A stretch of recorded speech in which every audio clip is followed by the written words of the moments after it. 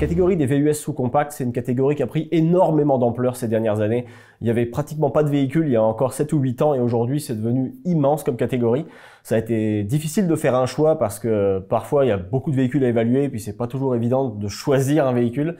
Mais finalement on est resté fidèle à un modèle que les Québécois adorent, c'est le Subaru Crosstrek. Ben oui, le Subaru Crosstrek. En fait, chez Subaru, ça évolue pas très rapidement les choses. On profite de la vague là, que le Crosstrek a amené. Une espèce de dilemme entre l'Impreza et le Crosstrek. Quand tu as dit que cette catégorie-là, elle est en pleine effervescence, ben des gens hésitent entre l'Impreza et le Crosstrek. Crosstrek a l'air un petit peu plus spacieux, un petit peu moins d'espace dans la soute, mais un petit peu plus d'espace pour les jambes, pour les passagers à l'arrière. Donc, ça devient un véhicule qui est intéressant, surtout pour sa garde au sol. On a deux moteurs, 2 litres, 2,5 litres. C'est pas les moteurs qui sont les plus frugaux. On va quand même consommer pas mal de carburant, sauf qu'on a un rouage intégral qui est dans les meilleurs de sa catégorie dans l'industrie. Pour le meilleur, dans cette catégorie, le meilleur, aucun doute. Donc, pour le Crosstrek, ça devient un véhicule qui est très intéressant avec des moteurs prouvés, puis une polyvalence, puis qui est capable également là, de surmonter le climat québécois, puis c'est ce qu'on cherche dans la catégorie. Ah, c'est un des véhicules les mieux adaptés à nos routes défoncées. Là, sincèrement, rentrer là-dedans avec les suspensions, c'est très bien réalisé. C'est du très bon travail, tenue de route sécurisante. Et puis après, donc 2 litres ou 2 litres 5, c'est à vous de choisir. Le 2 litres 5, il y a un peu plus d'agrément, il y a plus de couple et plus de puissance quand même. Ça permet de s'extraire un peu plus facilement, surtout si on roule chargé aussi, c'est intéressant. Mais le 2 litres fait déjà très bien le travail, c'est pas indispensable de passer au 2.5. Par contre, ceux qui veulent vraiment l'aventure, il y a aussi le modèle Wilderness, où là, alors, on est un peu plus surélevé aussi, avec des roues spécifiques, avec des pneus spécifiques, ça se veut plus aventurier. Là encore, c'est pas indispensable comme véhicule. Si vous allez juste à l'épicerie, vous revenez, achetez pas ça, c'est pas nécessaire là. Mais pour aller dans le bois, ça vaut quand même la peine. Et on peut remorquer plus. On passe de 1500 à 3500 livres avec le Wilderness. Donc si jamais pour vous c'est important de tracter, ben dans ce cas-là, ça vaut peut-être aussi la peine de se diriger vers cette version-là spécifiquement. Dernière chose importante à dire, c'est que l'hybride s'en vient en 2026. Oui. On n'a pas eu l'occasion de le conduire encore, mais c'est quelque chose qui va sûrement renforcer encore sa popularité. Et au Québec, ça va certainement encore doper les ventes qui sont déjà très bonnes.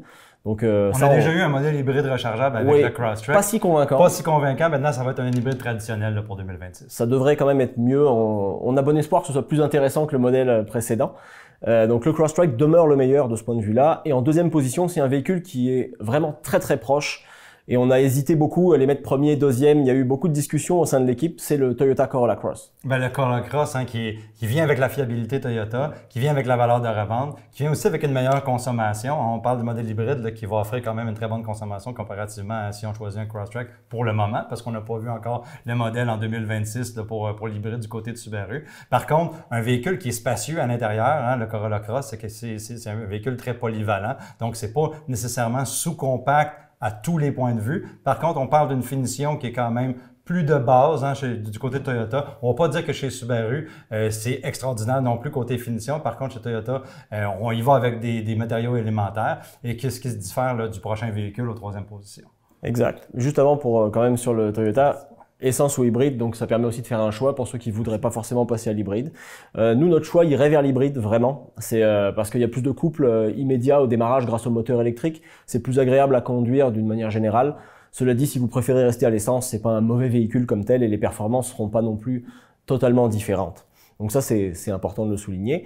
Et dernière chose pour les véhicules VUS sous-compact, le 3e véhicule, c'est le Hyundai Kona. Le Hyundai Kona, avec Hyundai qui essaie de se positionner dans un segment qui est très lucratif, très populaire, on va justement pallier à certaines affaires que les concurrents, par exemple chez Subaru et Toyota, vont manquer. Peut-être un peu une meilleure finition à l'intérieur, un meilleur équipement, quelque chose d'un petit peu moins dispendieux à certains égards. On offre également plus de motorisation, donc 2 litres atmosphériques, 1,6 litres turbo compressé, puis également la moteur électrique dans le Kona EV. Oui, absolument. Nous, par rapport à nos choix, le modèle de base à essence est correct. C'est des performances honnêtes, un peu comme le reste de la catégorie avec les moteurs de base.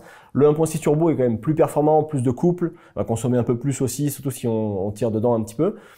C'est pas indispensable, encore une fois, d'opter pour cette version-là. Par contre, ce qui est bien, c'est qu'Hyundai, dorénavant, utilise une boîte automatique conventionnelle et plus une DCT à double embrayage.